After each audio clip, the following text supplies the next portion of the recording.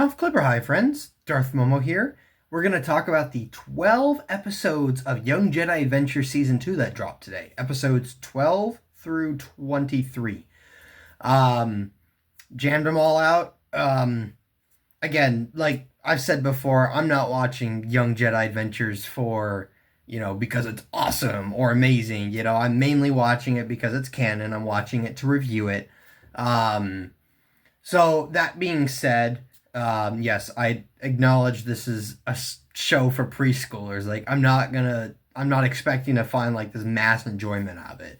All that being said, let's talk about it.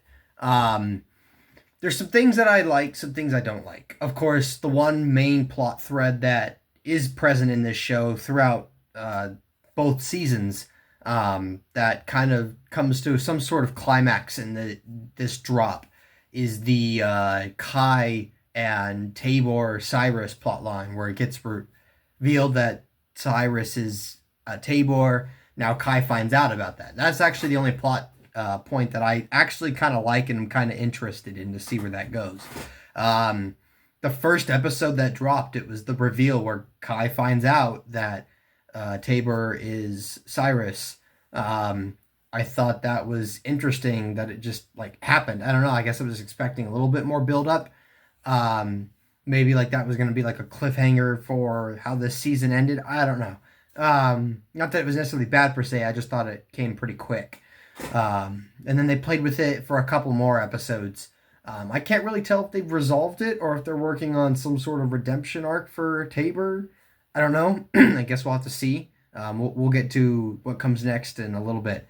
Um, there was another episode in there that had Yoda in it that was all right, but for the most part, I don't really care for them. The episodes are just kind of boring for me. Obviously, I'm not the target audience. I do think one thing though that kind of almost starting to annoy me at this point is like every group of antagonists. If it's not one singular antagonist, it's always a group of three. There's never like four or five. It's never two. It's always like the Gangles. There's three of them. Tabor's crew. There's three of them. This new group of pirates or whatever that pops up. He's got like a almost like a sombrero type hat. Um, there's three of them. I don't know. I just think that's interesting, and now it's getting to the point where it's kind of annoying. But that being said, there was much more like pirate unity this season, where like the pirates were starting to kind of come together and work together. So that was refreshing to see like multiple antagonists, not just the stereotypical like group of three. Maybe there's only three because there's three Jedi. I don't know. That is actually one thing I will say though is I feel like this show does well with like recurring characters. I mean, I guess you could say that maybe that's just an animation thing. You're not making all these new models, but I like that it's recurring characters, recurring villains, recurring antagonists. And in this season, they kind of built to that. They really put a lot of emphasis on the Gangles, I think, this season.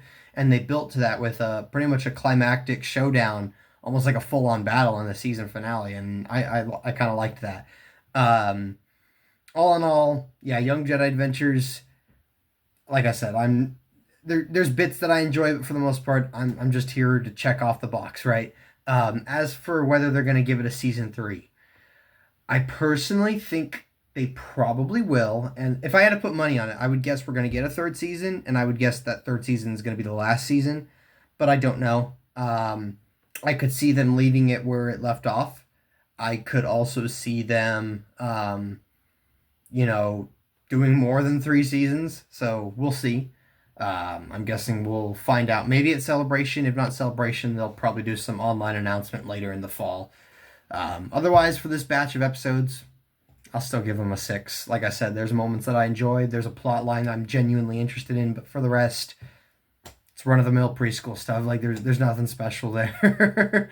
It's basic plots, restate the theme, like explicitly state the theme of the episode, so the 4-year-old understands that, or what the TV's trying to tell him essentially.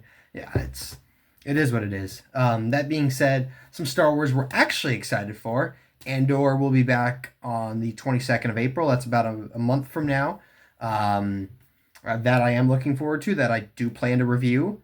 I hope I can get reviews out Tuesday night with their 3-episode-a-week schedule, but we'll see how that goes. It just depends on length as well as what else I got going on Tuesdays. I'm going to try to do maybe a season 1 revisit, but we'll see what happens. Otherwise, for now, thank you guys for joining in. Darth Momo out, and may the Force be with you. Always. Thanks for watching.